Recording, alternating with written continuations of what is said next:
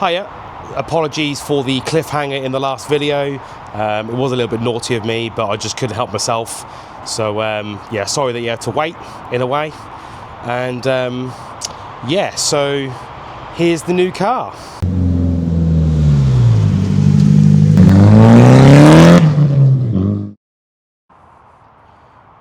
So this is my 2004 Toyota Mark II JZX 110. So this is a IRV model Fortuner. It's got the 1JZ GTE single turbo engine, and it's got the factory R154 5-speed gearbox. So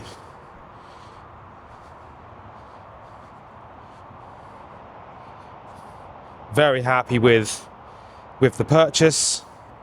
There's a few things that I've noticed that need some attention, but like all old cars, especially buying blind in Japan, there's going to be some niggly bits, but yeah, it is what it is. So one thing I didn't know until I got a Car VX report was it's actually a grade R, which has been accident damaged. It was first auctioned in 2017, and it was obviously first recorded then. So when the damage was done, I don't know.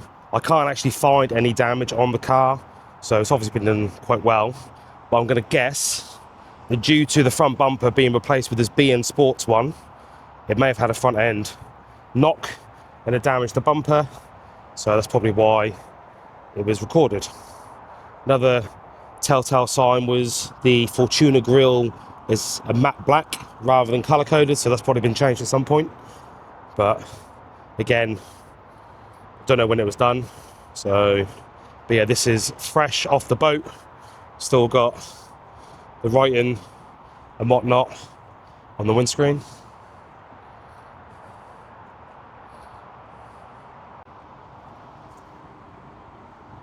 CST wheels. Not that fussed on them. I hate black wheels, so that's obviously a no-go for me, but the wheels themselves aren't too bad. The car was very low, and the arches or the wings, fenders, they have been rolled, and you can see the paint start to wear away. Annoyingly, in the original advert photos, you couldn't obviously see up close to like these areas, so you couldn't really see the true condition. I did ask for photos, but I never received them. Never received additional port photos, only a few short second clips, and you couldn't really tell the condition, the true condition of the car. So a little bit annoyed about that.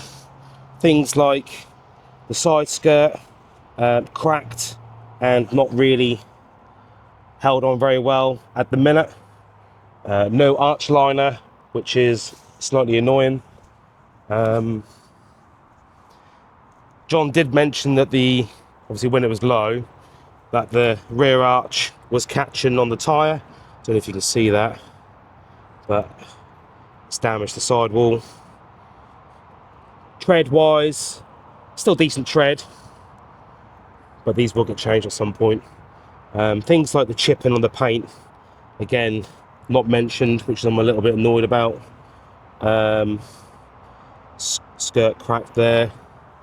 I mean, again, it's going to be an old car, so I'm not expecting it to be mint, but I'm just expecting it to be told about the true condition of the car, really. I mean, yeah, I suppose overall it is in good condition, but maybe I'm just being fussy. I don't know. Obviously, this is the crack in the rear bumper, which he did point out.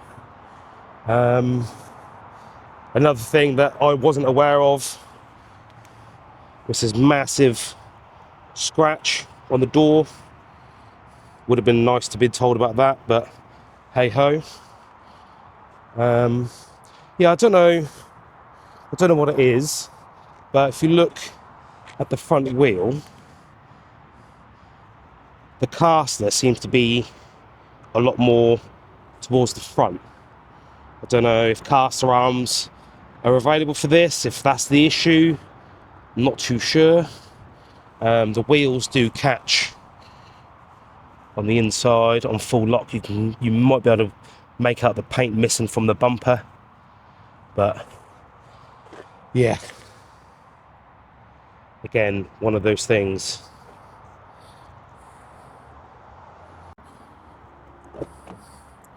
Going inside, I'm glad the gauges weren't stolen at the port. Recaro seats, these have been retrimmed, still quite plush. Unfortunately, being a bigger build, they are rather snug, but that's a me problem, not the car. So let's jump in.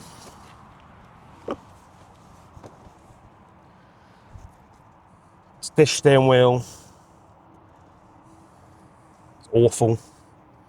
Noticed handbrake button, drift button, doesn't actually engage, so I need to sort that out for the MOT. So yeah, is what it is really. Boost gauge, got water temp, oil pressure, they all seem to work. Boost controller in the center, that works. Annoyingly, the window switches, only driver side on this switch works, the other three don't, but the switches work on the actual doors themselves. So again, something else I need to investigate. Sunroof does open. I did notice on the very edge of the sunroof frame, or the actual sunroof itself, it's rusty. Got a wide wing panel mirror. So yeah, there isn't much else to say about the interior. Let's pop the bonnet. Where was it? There.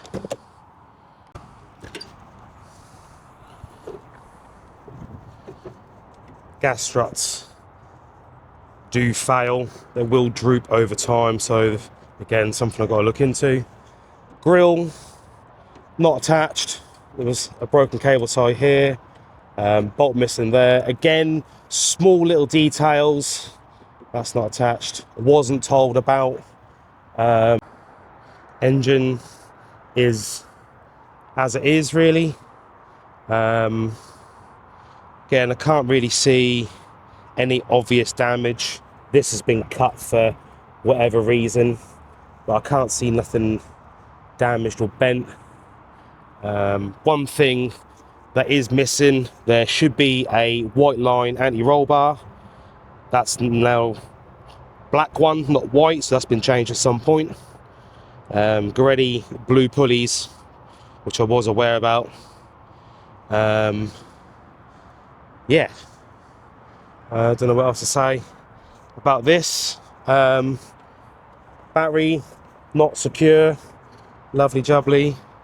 But again, nitpicking. I mean, obviously the battery needs to be secured for the MOT. I don't know if this, I'm guessing this is an expansion tank, not an overflow. So when the radiator needs more coolant when it gets hot, it will draw it from here. So you can see there's evidence of something, but there's nothing in here. So that needs topping up. Yeah, I don't know what else really to say. Bundle of wires coming off the battery for some reason. Again, need to investigate. There's a couple of extra earths. You can see blue wire running around the back, which goes to this earth point here. It's probably one of them earth kits. I had one on the Skyline as well. I'm going to take front cover off and check the cam belt. I do have a cam belt kit and a service kit ready. But again, just need to figure out when to do that.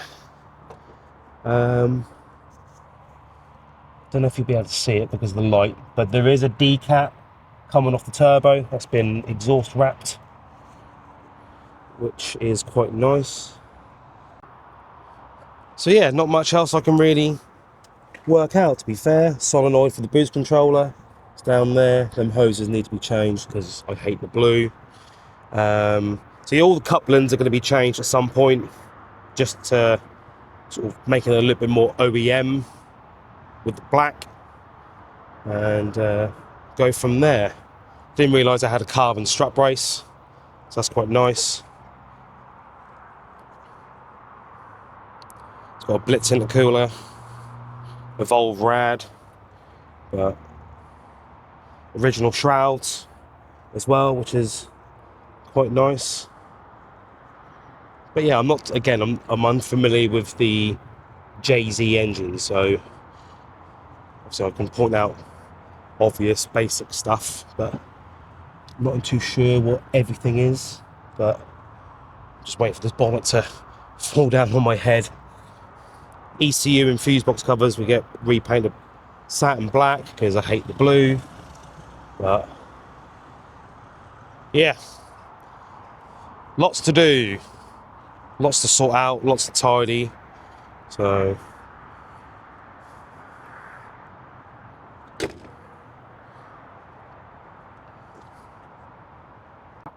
the next step is to get it MOT'd, which I'll hopefully include some details in the next clip once it's all done, and hopefully it's all honky-dory, all okay, and doesn't need anything major, and then I can get the paperwork sent away and get this thing registered.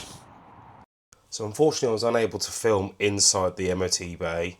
I did manage to sneak some photos, so here's a photo of on the ramp, followed by a few photos of the car underneath, showing the condition. So overall it's not too bad, it is pretty clean. The jack and lip needs a little bit of attention, there's some surface rust there, but as a whole it's pretty decent for the age. So it needs a front wheel bearing and a ball joint, but I'll replace them in pairs anyway. But apart from that, it's all good.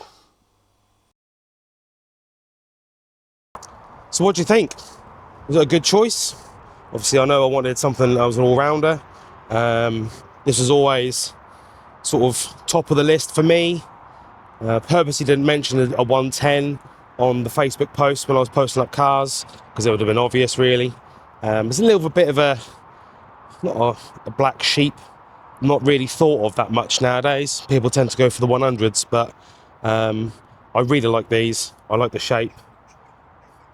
They can look really good modified. So yeah, here's to many more videos, and hope you'll follow me along with the ride.